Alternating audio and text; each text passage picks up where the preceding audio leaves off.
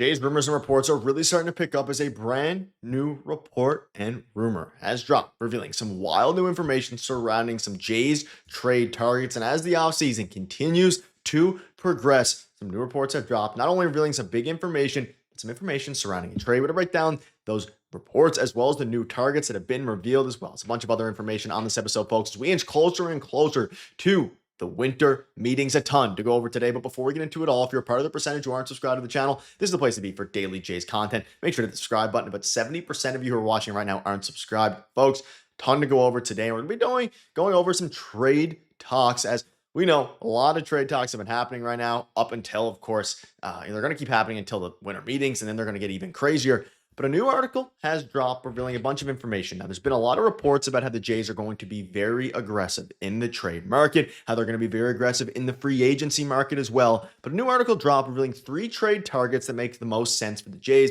And we're going to go through all 3. And I want you guys to leave in the comments what your favorite is, what your thoughts are, and then we'll pair it with some new reports that have dropped. But let's start with the first one. And they become quite interesting. But I want to start with Joe Ryan. And this is one that dates back to even last year's trade deadline, but it goes on to say the Minnesota Twins at a fire sale deadline last season. I mean, Correa, Johan Duran, Griffin Jacks, Louis Varland the Jays got, of course, and they could continue to rebuild and move players with value. That includes their ace pitcher, Joe Ryan, and I believe Ken Rosenthal has come out fairly recently and come out and said basically that, the Twins could come out now and trade a lot more of their players. Could be Joe Ryan, could be others. We know how good Joe Ryan is.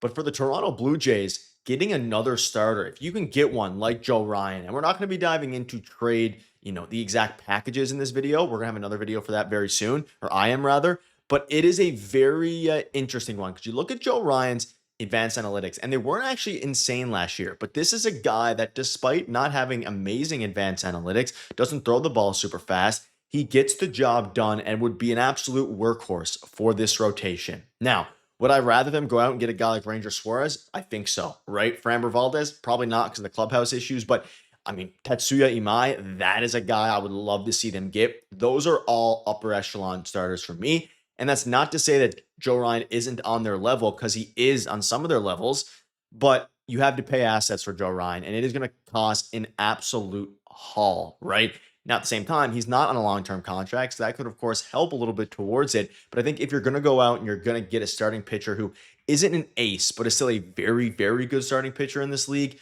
you're probably going to want to go do it through free agency. And this would probably be their backup plan, because Ben Nicholson-Smith has come out and said there is no doubt that they're going to go after multiple starting pitchers and probably go after just multiple players in general. Joe Ryan's a very interesting name that you have to keep your eye out on, especially if the Twins decide to pivot, because he is 29 years old. He's not under contract for a long time, and he's a very good pitcher. Now, speaking of someone else who is more of a veteran but very interesting is Sonny Gray. And you can see here, per John Denton of MLB.com, new president of baseball operations, Chaim Bloom, spoke about the possibility of moving on from their veteran ace. And he said there is a possibility, as Sonny's a bit of a different situation where he's signed here for a reason, and I think he's been happy, but he's also more open than he would have been in the past to thinking about different possibilities with where he's at in his career. This one is interesting. Last year, 4.28 ERA. Year before, 3.84. Year before, 2.79. He is a 36-year-old. But this is somebody that wouldn't cost a lot. He's coming off of the worst year, not of his career, but in a very long time, and he's aging. Now, you might think of that and say, why would the Toronto Blue Jays want that? If they go out and they get a guy like Ranger Suarez, right? You could even make an argument that you can get another starting pitcher, and reports are that they don't want to use a 6-man rotation, but there still is some question marks. What's José Berríos going to look like? Trey Savage, I think he's going to be fine, but there is question marks there. Kevin Gausman is pretty steady, but back-to-back years, 3 years in a row, really, with almost 200 innings pitched, you can make an argument that Sonny Gray would be a perfect addition to this team. Now, if he's their only starter at it, I don't love it, right? I still think you need a front-of-the-line starter, which I think you can argue Ranger Suarez is, or at least can help, because Trey Savage, he has front-of-the-line starter stuff. Kevin Gausman, the same thing. I love Sonny Gray, especially if it's for a very cheap package, just because of the fact that, hey, he's not going to cost a lot of money or a lot of assets, and he's posted 200 strikeouts in back-to-back years, has some pretty good advanced analytics, and it seems like something that the Toronto Blue Jays would entertain.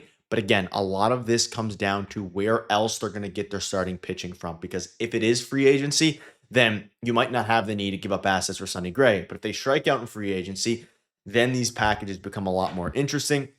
I don't think Sonny Gray would cost a lot. Joe Ryan would cost a ton. And the guy we'll dive into in a minute is also going to cost a ton. But we know their primary idea is starting pitching right now, their primary focus, rather. And Ross Atkins himself has come out and said that they are, I mean, I think, what is it, 16 days ago? November 6th, they started to say, hey, we've already been involved in trade talks for a starting pitcher.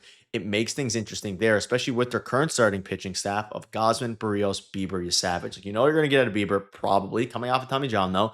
Gausman, pretty reliable. You could argue Berríos is reliable as well. I think he'll be fine. But you do have Eric Lauer. You have Ricky Tiedemann in the the shadows, the woodworks, and then you have, of course, Bowden Francis, who hasn't pitched in a while. You may not need Sonny Gray if you think Lauer can do that. And I'm sure a lot of you guys are commenting that right now, that I'd rather take a bet on Lauer than give up assets for Gray. Interesting. But again, we're just going over the article. One final one is one I love, but it's going to cost a ton, and that is Ketel Marte. Now, this would be, people are saying in the article at least, only necessary if Bichette does not return to Toronto. Though Marte can play center field and the corner outfielder spots. So in theory, if a trade arrived here, you could bring some new new life into his outfield positioning, but I don't think you do that, right? I think this is an option if Bo Bichette leaves. So hypothetically, if Bo Bichette leaves, and let's say you sign Kyle Tucker, and then you can bring in Ketel Marte in a blockbuster move to play second base, could be very interesting. One of the best second baseman in the game. Amazing advanced analytics. Truly like an incredible hitter. I mean, 893 OPS last year, 932 OPS the year before, 843 OPS the year before. This seems like a fallback plan if Bo Bichette leaves, but in the same vein, you would then have to turn Ernie Clement kind of into a super utility guy because you'd have Jimenez at shortstop and then Berger at third base, depending on Santander and right.